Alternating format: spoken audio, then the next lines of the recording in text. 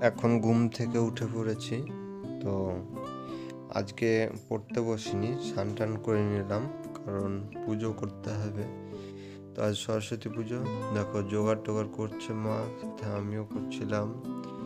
তো এখানে ছোট্ট করে আমাদের একটা ঠাকুর নিয়ে এসেছি। এবার পুজো প্রায় আমাদের করা শেষ হয়ে গেল। পুজো দেখো সুন্দরভাবে পুজোটা হয়েছে। আর এখানে প্রসাদগুলো আছে, খিচুড়ি, তারপরে তোমার লুচি টুচি সব প্রসাদ আছে। তো আজকের দিনটা পড়া একটু কমই হবে। তো এবার পুজো হয়ে গেল, এবার খাচ্ছি প্রসাদটা। তারপরে বিকেলের দিকে একটু ঘুরতে বেরোলাম। তো বেরিয়ে দেখছি একটা আইসক্রিম খাওয়া যাক। আইসক্রিম খেয়ে বাড়ি চলে আসলাম।